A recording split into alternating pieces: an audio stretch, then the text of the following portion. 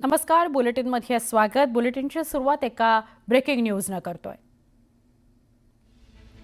तहव्वूर राणाला आजच भारतात आणलं जाण्याची शक्यता आहे। राणाला भारतात आणल्यावर त्याला NIA कोठडीत ठेवलं जाण्याची शक्यता आहे। तहव्वूर राणा याला भारतात आणण्याकरता पाठपुरावा करण्यात येत होता आणि त्याकरता भारताने केलेल्या प्रयत्नांना यश आलं।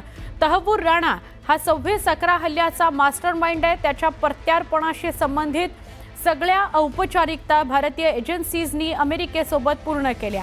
भारतीय एजन्सीजने सगळी आवश्यक कागदपत्रे अमेरिकन न्यायालयामध्ये सादर केली आणि न्यायालयाची परवानगी देखील मिळवली।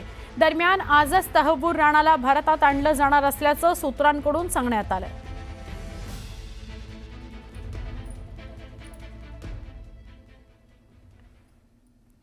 मुख्यमंत्री देवेंद्र फडणवीस यांनी पन्हाळगडाचा समावेश जागतिक वारसा स्थळांमध्ये करण्याची घोषणा केली आहे। यामुळे पन्हाळगडाचा विकास होणार आहे, पण बंधनांच्या धास्तीमुळे स्थानिकांनी विरोध सुरू केलेला आहे।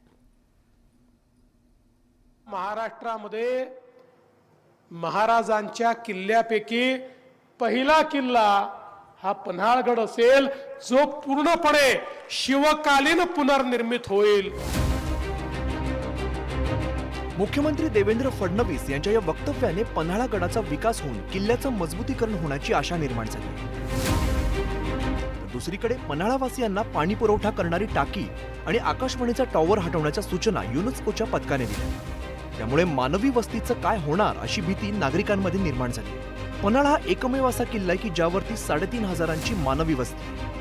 बाहेरच्या नागरिकांना वाटतंय की इथं वस्ती नको, परंतु जर 1-2 दिवस आम्ही पन्हाळा बंद ठेवला आणि जर ते येऊन गेले तर त्यांना इथं पाणीसुद्धा मिळणार नाही। आणि मग त्यांच्या लक्षात येईल की वस्ती असल्यामुळं ह्या गडाचा सुरक्षितता कशी आहे किंवा गडावर सोयी कशा मिळतात। बाहेरच्या लोकांना वाटते की बांधकाम होऊ नयेत, परंतु पूर्वीपासून आपले राहिलेले आहेत त्या इमारतीला कुठं अडथळा येणार नाही अशा पद्धतीनं बांधकाम व्हायला नको, हे ठीक आहे।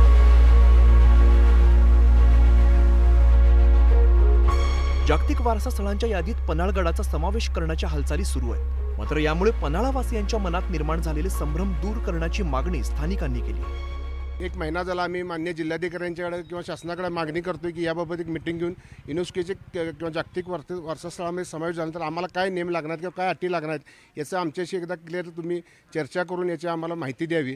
तर त्याबाबतीत शासन स्तरावर अजून कोणताही प्रयत्न होत नाही।